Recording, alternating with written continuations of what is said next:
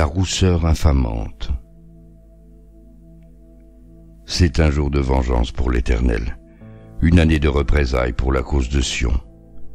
Les rivières d'Édom se changent en poix, sa poussière en soufre.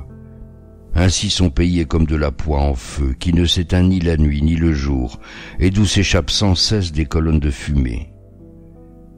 Il demeure en ruine de génération en génération, et en aucun temps nul n'y passe plus. Là se rencontrent chats sauvages et chiens sauvages. Là les satyres se donnent rendez-vous. Là, Lilith elle-même établit son gîte et trouve une retraite tranquille. Elle demeure dans sa tente sans lui. Le soufre se répand dans son oasis.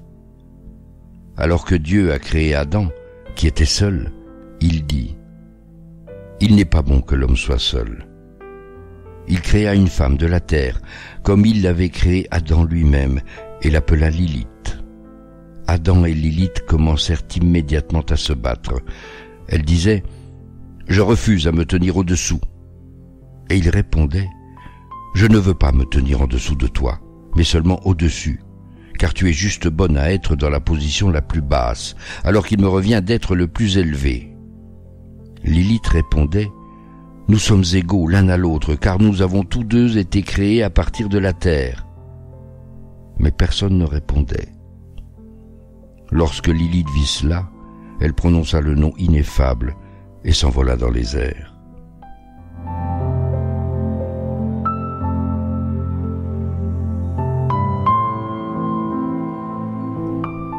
Les flammes de l'enfer. Tu ne craindras ni Lilith ni la flèche qui vole de jour, ni de Ber, la peste qui marche en la ténèbre, ni Kéteb, le fléau qui dévaste à midi. Dieu avait créé une première femme, Lilith, mais l'homme, la voyant rebelle, pleine de sang et de sécrétions, s'en était écarté. Aussi Dieu s'y est repris et lui en a créé une seconde, Ève. Caïn, qui se querellait avec Abel pour la possession de Lilith, sa propre mère, le tua, pour être sûr d'en être le seul possesseur. À eux deux, ils engendrèrent la portion diabolique de l'humanité. Ainsi Lilith est toujours associée à la violence, la débauche, la trahison, aux crimes de sang, aux flammes de l'enfer et au diable. Il est des périodes où l'enfer, censé accueillir les pécheurs au centre de la terre, se déplace au cœur de la vieille Europe. Et là, Lilith évoque l'océan de feu et la fournaise ardente qui en occupe l'essentiel de l'espace. On doit réinterroger la dualité entre homme et monstre qui a des racines bien plus anciennes que le XXe siècle et bien plus larges que les seules deux guerres mondiales. Comment ne pas être frappé par la banalité du mal, comme l'a été Hannah Arendt dans Eichmann à Jérusalem? Comment ne pas voir l'interchangeabilité des propos de défense de tous les criminels de guerre et auteurs de génocide à travers le monde et à travers les âges, même quand ils sont vainqueurs et qu'ils écrivent l'histoire? Oublier le passé, perdre la mémoire, c'est le pouvoir de dire le bien et le mal qui s'évanouit. C'est la porte du mal radical.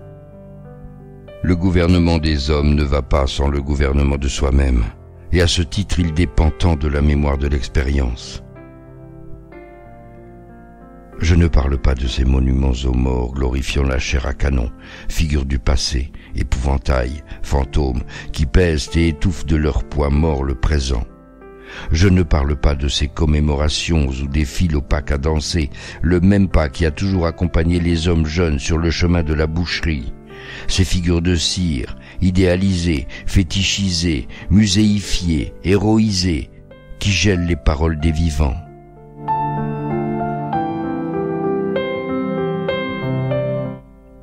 Lilith, reine solitaire. Elle se tient debout à l'endroit exact où le sentier vient effleurer la balustrade. Son profil se détache sur un ciel changeant avec le contour tendre et presque irréel que donne la réverbération de la furie des hommes. Elle est si belle que tu n'oserais l'aimer. Le dos tourné au bruit des capitales, elle fait tomber sur les jardins, dans sa fixité de statue, la solennité soudaine que prend le paysage sous le regard du banni. Ce banni dont les femmes dans les quartiers énormes mettent au monde chaque jour quelque enfant nouveau. Regarde, génial façonnier, ta Lilith, ton Aphrodite, née de tes premiers feux, coulée, moulée, fondue dans tes bras puissants. Le rouge lui va si bien. Tu l'as créée à l'image de la femme comme tu la rêvais. Ces longues heures de veille dans le ventre de tes machines, le fer est son sang et la flamme est son cerveau. Regarde le geste que tu lui as façonné et soumets-toi au pouvoir de happement redoutable de ses mains ensorcelées. Elle est l'esprit solitaire de la vallée dont les champs d'acier se colorent d'un pourpre soudain plus grave. Ses yeux dansent avec les anges.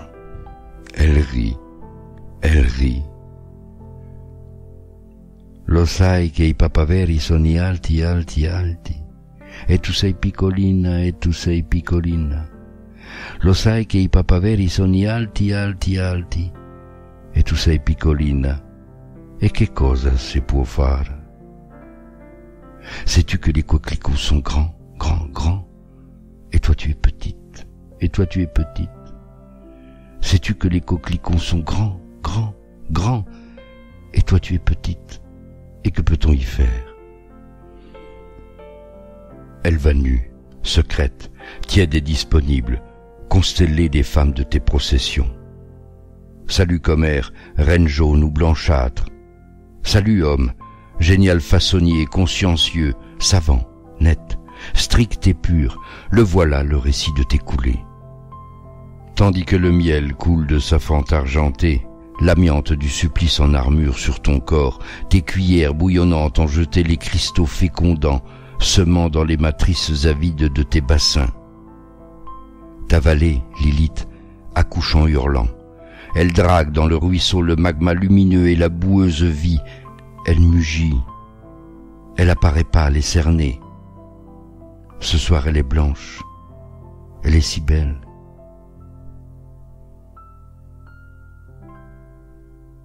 Lilith, les jeunesses agitées du passé. L'expérience de la sieste est extraordinaire. Dans la tradition tibétaine, le Sutrayana enseigne les moyens de transformer le sommeil en quelque chose de propice, sans toutefois inclure de techniques spécifiques visant à altérer les rêves en vue de les rendre favorables. Ainsi, il y a rêve et rêve. Il ne faut pas les confondre. Je ne suis pas encore réveillé. Je viens juste de sortir de cet état de rêve où je n'avais pas cessé, en dormant, de faire des réflexions sur ces souvenirs qui remontaient à la surface de ma mémoire. Le rêve qui va suivre appartient à un genre très précis. Les longs rêves didactiques qui sont proches du réveil.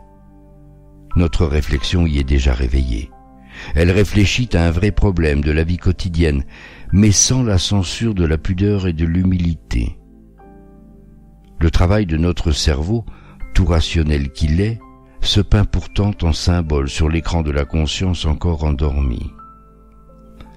Malgré mon effroyable panique, j'ai cédé à la curiosité. Je me suis approché de ce lieu qui hante mes cauchemars. C'est le bouc aux 1000 chevreaux, ce dieu perverti de la fécondité qui s'est précipité sur moi, gesticulant, hurlant, bavant, brandissant un énorme sexe obscène, haut comme la tour de la mairie. Jurant qu'il me défoncerait le fion, il me jeta dans la gueule ouverte de cet autre monde, celui où règne le diable, ce diabole, celui qui, contrairement au symbole, crée la division, celui qui distille la dissonance, celui qui installe les dissensions, celui qui provoque la dispute, celui qui organise la dissidence, celui qui alimente la discorde et celui qui se nourrit du divorce. Je longe un sombre couloir qui présente l'aspect d'un énorme côlon. Dans l'obscurité silencieuse, j'avance sans cadence, à tâtons, à la lueur de lucioles égarées ici ou là, me servant de lanterne, pour arriver dans une salle souterraine éclairée par les mèches de 6 mineurs silésiens éméchés, hilars et bruyants. Leurs silhouettes massives projettent sur le sol de la mine des ombres gigantesques qui donnent l'impression que ce sont des géants. Ils sont appliqués à peindre sur les murs de la grotte ce qui semble à premier abord être des dessins d'enfants. À y regarder de plus près, je discerne une silhouette de couleur ocre qui ressemble à une madone.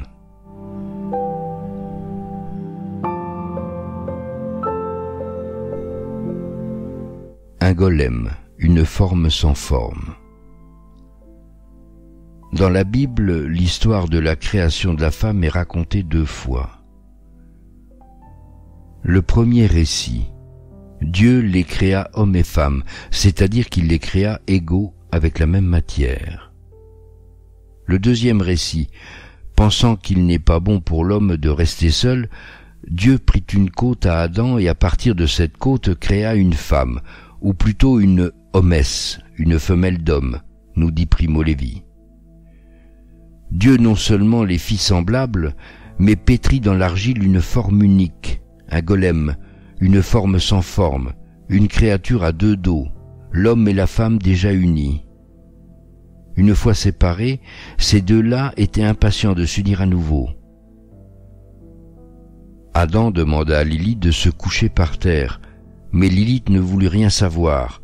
Pourquoi se mettrait-elle en dessous? Ne sont-ils pas égaux? 2 moitiés de la même matière? Désespéré, Adam demanda l'arbitrage de Dieu. Entre hommes, on se comprendrait. Dieu lui donna raison, et Lilith se rebella. Les mêmes droits ou rien? Dieu et Adam insistaient lourdement. Alors elle blasphéma. Elle fut transformée en diablesse. L'histoire d'Ève est écrite, tout le monde, ou presque, la connaît. Alors que l'histoire de Lilith, on la raconte d'initié à initié, en y ajoutant chaque fois un petit quelque chose. C'est comme ça que les histoires vivent.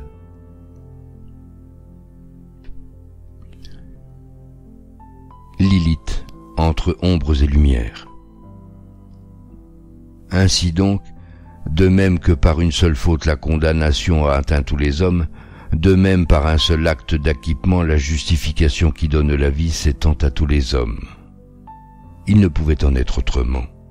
C'est ainsi que Dieu et Adam ont jeté les bases de la toute première société patriarcale. Pour ces deux-là, Lilith, cette femme rebelle qui se voulait l'égale de l'homme, était diaboliquement du côté de l'éparpillement et de la dispersion. Lilith, la disjonction, la discontinuité, la dissociation, la distraction. Le diable divise, il s'oppose au symbole qui unifie la pensée et les hommes. Lilith est nommée comme une fissure qui démarque d'avec soi-même, dissension, d'avec autrui singulier, discorde, d'avec autrui collectif, dissidence. Elle est dans le camp du diable. Le jour, elle se masturbe, disent-ils. La nuit, elle erre de pays en pays à la recherche de nouveau-nés qu'elle cherche à étouffer, disent-ils encore. Il lui arrive même qu'elle entre dans le corps d'un homme. Cela est arrivé à un ami très proche. Il est devenu possédé. On l'a traîné devant un tribunal où il a déclaré répudier la diablesse. Il a retrouvé sa liberté. La pute, disent-ils, oh la pute, elle n'est pas de ce côté du monde. Son geste n'est pas de ce monde-ci. Ce n'est pas un geste de ce monde-là. Lilith, un séjour dans les limbes. Il fait silence. La tribu finit son dépeuplement. Toute une montre s'est vidée des milliers de fois sur ce magma né de la sténosphère, cet agglomérat, ce conglomérat, où, figé par la tempête, Lilith s'empare de mon âme. Femelle aux cheveux écrasants, elle croit me caresser. Enchanteresse, elle me vole des poignées de cerveau. Le ciel rapide brûle dans les chaudrons. Je deviens insensé d'avoir bu tant d'alcool, de vapeur sulfureuse ou de sang. Un rêve dans un rêve. Elle s'approche, beauté fracassant mon regard. Figure de proue d'un vaisseau hurlé Santa Maria qui, s'éloignant sans cesse sur les vagues de l'océan de laitier, se fige dans un spasme violent. Petite enchanteresse, Je t'implore afin de te mettre dans mes prières. Quel est ton nom? Lilith. 5 heures après-midi d'un dimanche lugubre, je deviens fou. Ton venin circule dans les entrailles de la montagne. Serviteur diligent, amant capturé, je vomis de lourds nuages pourpres sur de jeunes bouleaux printaniers. Je te rendrai à la foule, purifié, j'y serai libre de t'aimer. J'entends des mots jaillis de je ne sais quel tourbillon de vitriol ou de torboyau. Le vent qui rend fou hurle. Je t'offre mon corps de vierge nue, mon jeune ventre fécond et le souffle de mes lèvres. Quel titan te bascule? Par quel durcissement la vie s'échappe et naissent de tristes beautés aux couleurs du soir quand les cloches de la vallée sonnent les heures de la vie.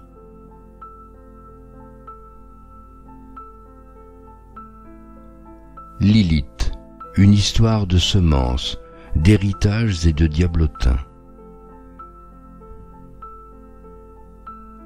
Il ne fait pas bon vivre au fond des campagnes reculées quand les religieux, qu'on qualifierait aujourd'hui d'intégristes, ont le pouvoir. Il n'y a pas de vraie différence entre croire et savoir. Ceux-là ont en commun de vouloir soumettre la vie à un principe qui la dépasse. Pour exemple, Anaximandre, philosophe et scientifique grec, disciple de Thalès, nous avons tous souffert avec son théorème, a tenu une place importante à l'origine des techniques, des sciences et de la philosophie.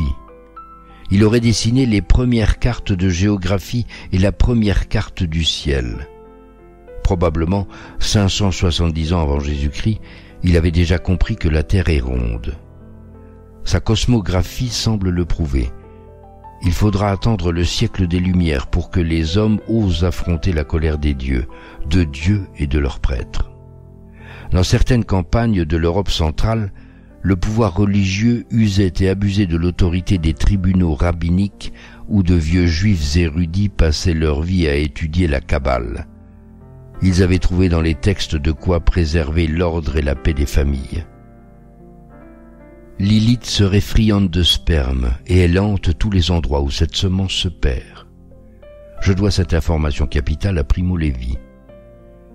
Lilith s'empare de tout sperme qui échapperait à la matrice conjugale. Peut-on imaginer la quantité qu'elle avale? La diablesse est constamment grosse et ne cesse d'accoucher de diables. C'est une diablesse de 3e catégorie et ses enfants ne sont que de diablotins. Mais, et c'est ici que c'est important, ces diablotins sont des enfants d'hommes, des enfants illégitimes, nos demi-sœurs et demi-frères. Quand leur père naturel meurt, ils viennent à son enterrement pour réclamer leur part d'héritage. Cette histoire semble incroyable, mais ce n'est rien encore à côté de ce qui va suivre. Il est temps de réhabiliter Lilith. Pleurent et grincent les ferrailles, hurlent et sifflent les tuyaux. Les démons ici ripaillent du corps des hommes en corbeaux. Sous le regard de Madone, dans les flammes s'accouplant, ainsi danse la démone, papillonnant, tourbillonnant.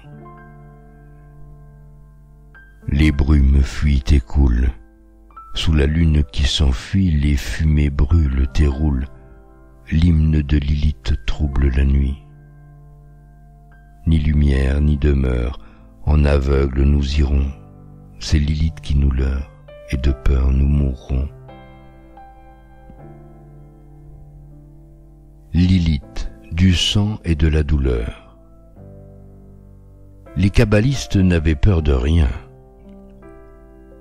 Dans la mystique juive, Dieu le Père avait une compagne, la Shekinah qui représentait l'immanence divine dans le monde, la lumière créée, l'intermédiaire entre Dieu et l'homme. Elle était, elle est encore, le principe féminin.